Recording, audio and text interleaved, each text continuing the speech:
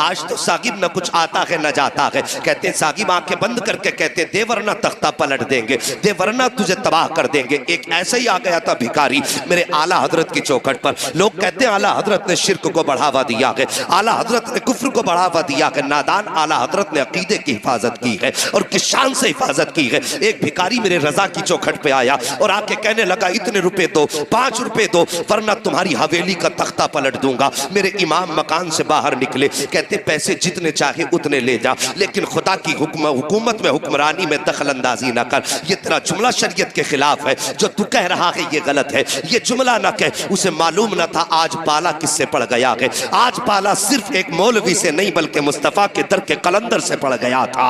आप फरमाते हैं ये जुमला ना कह, बल्कि जितने चाहे पैसे ले ले। उसने कहा पैसे 10 देता है तो दे, वरना हवेली पलट दूंगा। माँ ने अंदर से आवाज दी, ये बेटे भिखारियों के मुंह नहीं लगा करते हैं, फकीरों के मुंह नहीं लगा करते हैं, ये बेटे जितने मांगता है उतने दे दे। आप फरमाते हैं माँ इसका मुस्तफा की शरीयत के खिलाफ है। अहमद रजा देने को हवेली दे देगा, लेकिन नबी की शरीयत के खिलाफ अगर कोई एक भी जुमला बोलेगा अहमद रजा उसे गवारा नहीं कर सकता है। अभी ये बातें हो रही थी कि सरकार मुफ्ती आजम हिंद के बचपन का जमाना था। आप छत के ऊपर टहल रहे थे, अचानक पैर फिसला, सर के बल जमीन पे गिर जाते हैं। आपकी वालिदा की चीख निकल जाती है। माँ कहती है अहमद रजा मैंने तुमसे कहा था बेटे फकीरों से उलझा नहीं करते, देखो तुम्हारा बेटा छत से गिर गया है। इतना सुनना था। मेरे इमाम कहते हैं ए माँ ये तो एक मुस्तफा रजा है, अगर मुस्तफा की शरीयत के लिए 1000 मुस्तफा रजा हो तो सबको कुर्बान कर दूंगा, लेकिन शरीयत का सौदा नहीं कर सकता हो। इतना कहना था। मुफ्ती आजम उठे हैं और दौड़ करके अपने बाप के कदमों से लिपटते हैं। कहते बाबा आपको जो फैसला करना है कीजिए। मुस्तफा रजा को एक खराश तक नहीं आई है, आला हजरत को जलाल आया। आपने अपने पैर के जूती को आगे किया था। फरमाते सुन तू हवेली पलटने की बात करता है, अहमद रजा का जूता पलट के दिखा दे। उसने एक हाथ लगाया है, जूते को नहीं हिला पाया, दूसरा हाथ लगाया है, जूते को नहीं हिला पाया है, पूरी ताकत लगा दी, जूता नहीं हिला पाया, पीछे हट के खड़ा हो गया। कहने लगा मौलाना तुम्हारे पास कोई जादू है जिसकी वजह से जूता जाम हो गया है। मेरे इमाम ने मुस्कुरा के फरमाया था सुनिए अपनी जहालत वाली बातें अपनी जेब में रख, मैं जादू की बुनियाद पे नहीं बल्कि जो भी कहता हूँ मदीने वाले मुस्तफा की हुकूमत। वाह बाबा नारे तकबीर, नारे रिसालत, नारे गौसियत, मसलके आला हजरत, फैज़ाने आला हजरत, गरीब नवाज कॉन्फ्रेंस, अल्लामा मुफ्ती हम्माद साहिब किबला, सरजमीने राजा का मझोला जिंदाबाद जिंदाबाद। सुभान अल्लाह सुभान अल्लाह। साहिबो हमारे रजा ने तो हमारे फिक्र की हिफाजत की है और तुम कैसे कहते हो इन्होंने शिर्क को बढ़ावा दिया है। उन्होंने तो हमारी फिक्र तक को बहकने ना दिया। उन्होंने तो हमें सिखाया है कि खुदा परस्ती क्या है, अल्लाह की इबादत क्या और उसकी बंदगी क्या है। साहिब तो आज आ जाते हैं हमारे मोहल्लों में आके कहते हैं साहब मुझ पे इतने हैं, मुझ पे इतने मैं यूं कर दूंगा। और मेरी भोली भाली मुस्तफ़ा की उम्मत, मैं तुमसे एक बात कहूं कभी किसी के झांसे में ना आया करो। होता वही है जो रब चाहता है। मानेंगे इस बात को? होता वही है जो रब चाहता है, लेकिन उसे मनाने के अंदाज अलग होते हैं। मनाने के अंदाज अलग होते हैं। एक बुजुर्ग थे तो जिस बस्ती में वो रहा करते थे वो बस्ती नदी के किनारे थी। नदी के किनारे बस्ती, अचानक उस बस्ती की नदी में आया पानी बहुत तेज और थोड़ा थोड़ा पानी रिसने लगा। रिश्ते रिश्ते पानी जगह बनाने लगा।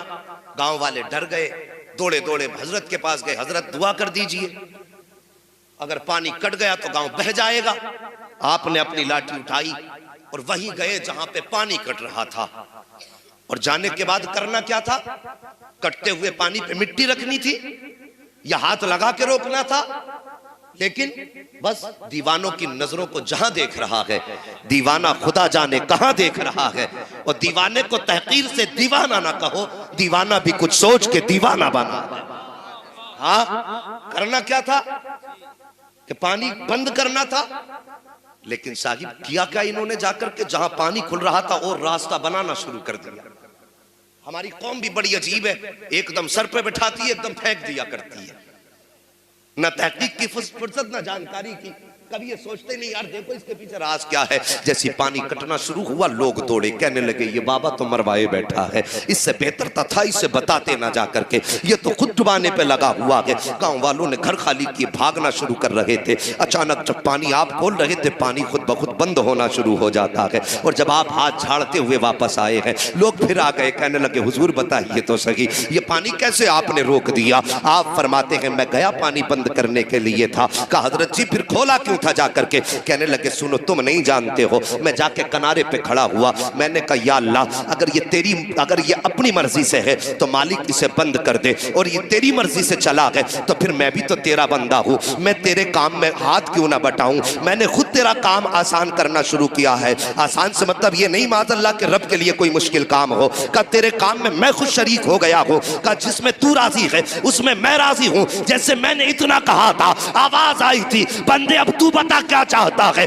मैंने कहा मालिक पानी बंद कर दे, का इतना कहना था दरिया ने अपना रुख ले लिया है। ये मुस्तफा के उम्मत के अदाओं वलियों की अदाएं होती है, और ये अदाएं कब बनती है जब मुस्तफा की उम्मत को अपनी रजा को खुदा की रजा में ढालना होता है। तभी तो डॉक्टर इकबाल ने कहा था कि खुदी को कर बुलंद इतना कि हर तकदीर से पहले खुदा बंदे से खुद पूछे बता तेरी रजा। वाह नारे तकबीर, नारे रिसालत, नारे गौसियत, मसलके आला हजरत, फैज़ाने आला हजरत, गरीब नवाज कॉन्फ्रेंस, अल्लामा मुफ्ती हम्माद साहिब किबला, सरजमीन राजा का मझोला, जिंदाबाद जिंदाबाद, सुभान अल्लाह सुभान अल्लाह। समझ में आ गई।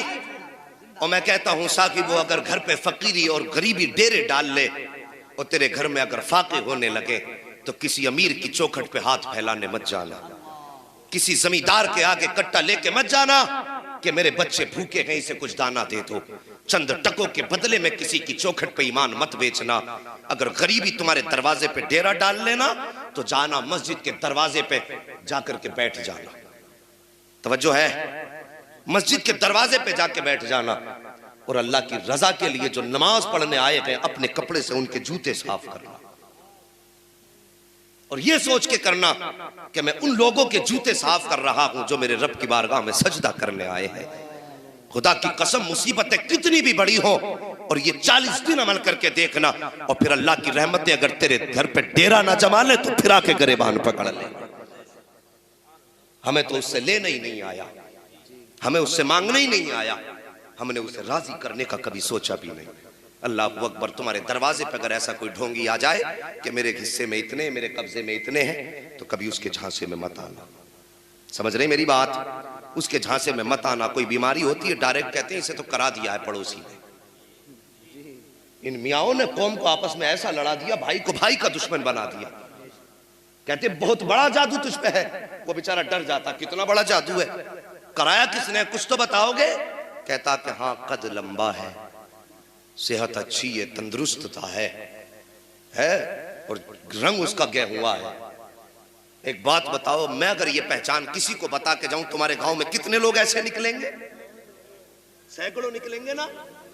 तो जब किसी को बीमारी है तो कहता जरा करीब में नजर दौड़ा तो एक आध तो मोहल्ले में निकल ही आएगा।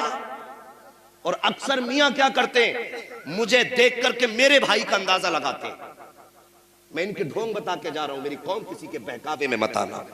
मेरी तकरीर तबे यार को बेचैन करती है, सबब क्या है वही कहता हूं जो दिल पर गुजरती है। सबसे पहले अगर आप जाएंगे तो आपके नक्शे के मुताबिक आपके भाई का नक्शा आपके सामने रखेंगे। आप कहेंगे बिल्कुल सही कहा, कि कौन है कि मैं समझ गया।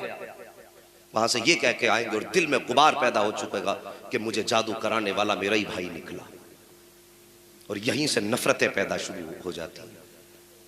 यहीं से हमारे दरमियान फिर अदावतें शुरू हो जाती हैं और फिर झगड़े इतने बढ़ जाते हैं कि भाई भाई को पानी पिलाने तैयार नहीं है, अपना अपने को माफ करने के लिए तैयार नहीं है, एक दूसरे के दस्तगरेबा रहते हैं, सोचते मैं इसे तबाह कर दूं, वो सोचता मैं इसे तबाह कर दूं। जब तुम्हारे जहन में ये बात आई कि इसने जादू कराया है तो फिर तुम उसके साथ गलत करोगे। जब तुम गलत करना शुरू कर देते हो तो फिर वो सोचता मेरा भाई मेरा दुश्मन हो गया है। पहले कोई दुश्मनी नहीं थी, अब दुश्मनी बढ़ती चली जाती है। साहिब ये ईमान नहीं है, ये मुस्तफ़ा का दिया हुआ दीन नहीं है। दीन तो ये था उनके दरवाजे का। अगर तुझे अल्लाह ने दौलत वाला बनाया है भाई, अगर तेरी करवट में रहता है, गरीब है, ठेला चला के बच्चों के गुजारे करता है, और तेरे दस्तरखान पे रोज गोश्त और मुर्ग मुसल्लम उड़ाए जाते हैं, और तेरा भाई कभी चटनी से खा रहा है, कभी दाल को तीन टाइम खा रहा है, तो हमारा इस्लाम तो ये है कि जिस दिन तेरे दस्तरखान पे अच्छा खाना बन जाए, थोड़ा सा प्याली में लेकर के गरीब भाई के दस्तरखान पे चला जा और उसके दस्तरखान पे जाकर के बैठ, अपने हाथ से लुकमा तोड़ और तोड़ने के बाद भाई के मुंह में दे दे। खुदा की कसम, जिस दिन ये प्यार हमारे बीच में आएगा, इधर तुम मुस्कुराओगे, उधर मदीने वाला मुस्तफा मुस्कुराने लग जाए। ये है इस्लाम। तो हमारी कौम को तबाह कर दिया इन झूठे और मक्कार